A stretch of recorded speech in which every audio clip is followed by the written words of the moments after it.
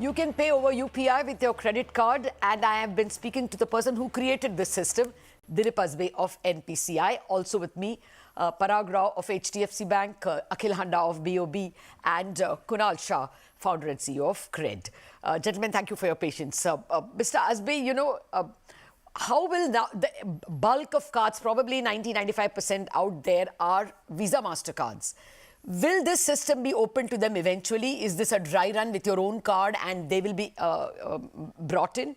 Or will it be that they will use that Bharat QR, you know, something that was created during demonetization and never went ahead? This may not be an appropriate question for me to answer. It's a regulator which does the policy making, and we are an executing agency in that sense. Okay. So we will do whatever the regulator directs us to do. Okay. The second point is, Lata, I think the existing credit card users are well served.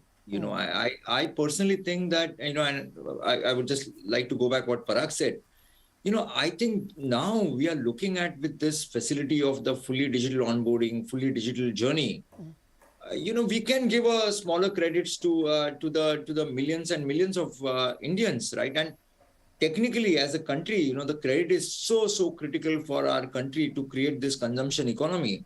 I think we should look at a dream that, why can't we underwrite every Indian in next 5 years? I think that's possible now. And when we look at the variety of different... Because of the Jan Dhan accounts and all that, you're saying? Everything. I'm just saying that why a 500 rupees credit card, 500 rupees credit, or 1,000 rupees credit, why it can be even started from there. Now, because of the digital life cycle, Lata, that, and maybe Parag and Kunal and others, Akhil can speak about. But, I think with the auto pay, which RBI now has enabled the limit to 15,000 rupees per transaction. Yes. I think this whole thing can be seamless. The whole thing can be seamless. Obviously, it goes without saying that the credit is a very critical business for and critical for the financial services stability of the country. So obviously it has to be done with the high due diligence, and I'm sure the banks have been practicing that even in the COVID times. So obviously nobody would like that, give a lot of loans and not to get the money back. We need to, there is an obligation on the ecosystem to create a responsible citizens, right? So I personally think it's a huge opportunity in terms of underwriting every Indian. I think now with this full digital life cycle, digital journey, the banks can do it. Banks and fintechs both can do it very, very efficiently. Okay. And I must believe that now the banks and fintechs now should look at this, taking this 40-50 million credit card holders, unique credit card holders to 5x in next 5 years. Okay. Well, let me start with the fintech guy. At the moment, again, Kunal, you're serving the upper end of this pyramid. But do you see fintechs coming in and taking it to the last mile in some fashion? After all, if, say, my maid were to constantly use her UPI and, she's transferring money to the village, you can have some idea of how much money she has in a month, which is why she's transferring it. So you think fintechs will be able to run artificial intelligence on this and give credit cards more? You see that happening? I foresee Dilip's goal of 5x really happening. The reason I see it happening is no matter who we are, we all love paying later. And that's a deep psychological bias through which human beings operate. And I think credit allows a consumption to take off. I'll give a story of a QS. The largest QSR 12, 13 years ago did not accept credit cards. And the moment they started accepting credit cards, they saw that average consumer AOV went up by 1.6x.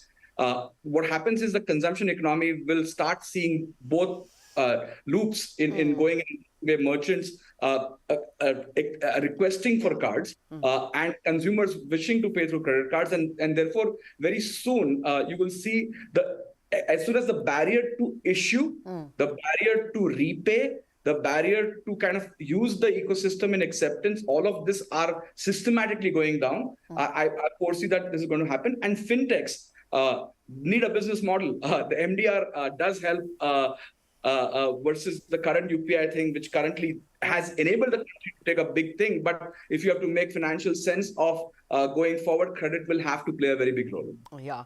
Yeah, one hopes that MDR continues and we are not overcome by socialistic overtures unnecessarily. After all, someone has to pay. I agree with you.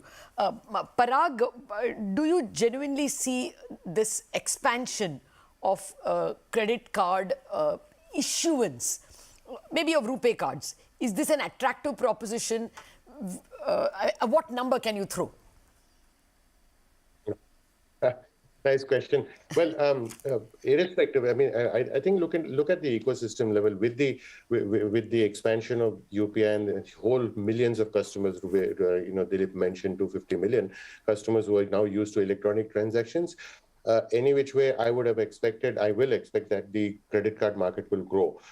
As I've seen in many other economies, consumers start with simpler forms of payment and then sort of upgrade themselves to more sophisticated form of payments. And therefore, the way we look at it is that this whole set of UPI customers who don't have a credit card are actually a funnel or future potential credit card customers. So irrespective, I do expect that the credit card ecosystem will grow. I don't know whether it's 3x, 5x or 10x, but it will definitely grow.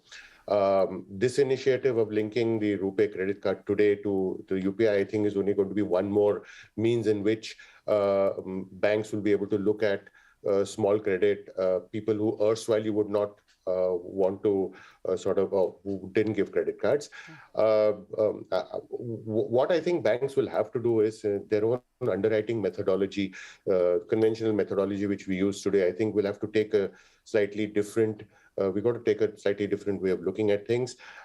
In the SME space, typically you use what you call cash flow based lending.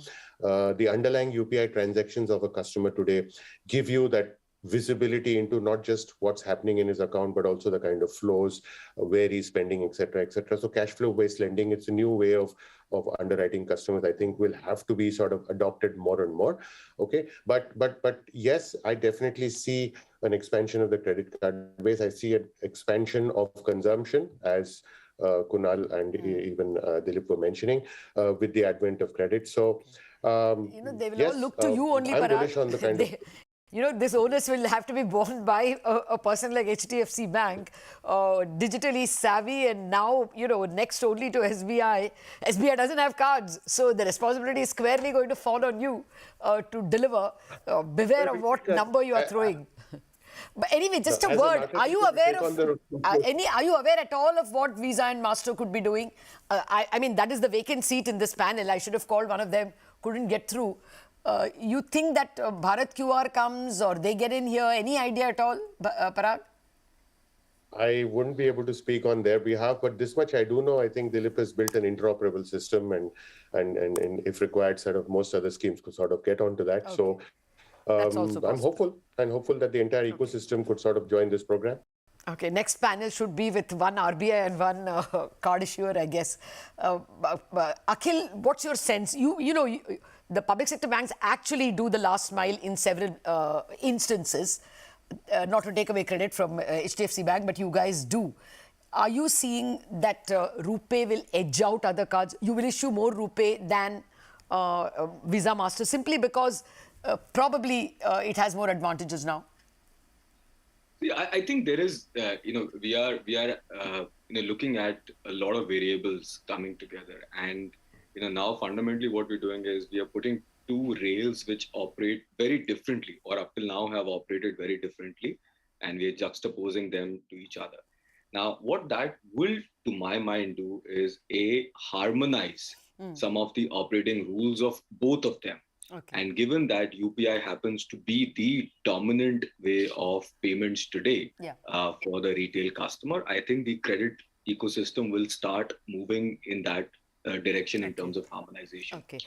Now, 1 minute. What about cost? Do you think that will be a deterrent, Akhil, for all banks and fintechs coming on board?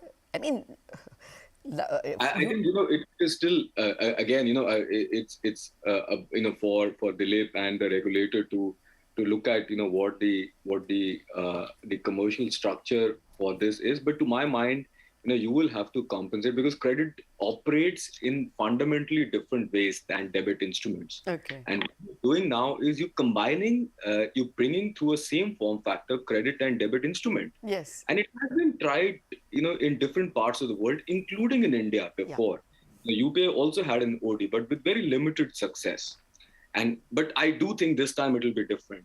This time it will see breakaway success. Okay. But overall, for that to happen, you will probably need the other networks to get on board as well. Fair enough. Because that is where the bulk of the volume, credit card volume is right now.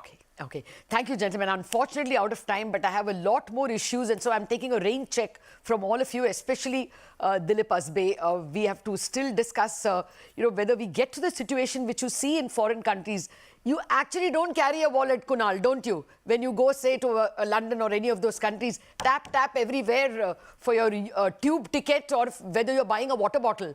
We have to reach that stage, and hopefully this is the first step. From entering the UPI number, Mr. Asbe, you will probably give us a scan where we can tap the phone itself. Maybe that is the next step you'll tell us. And I think you already put on the international rails as well, at least for Europe. So lots more to discuss with all of you.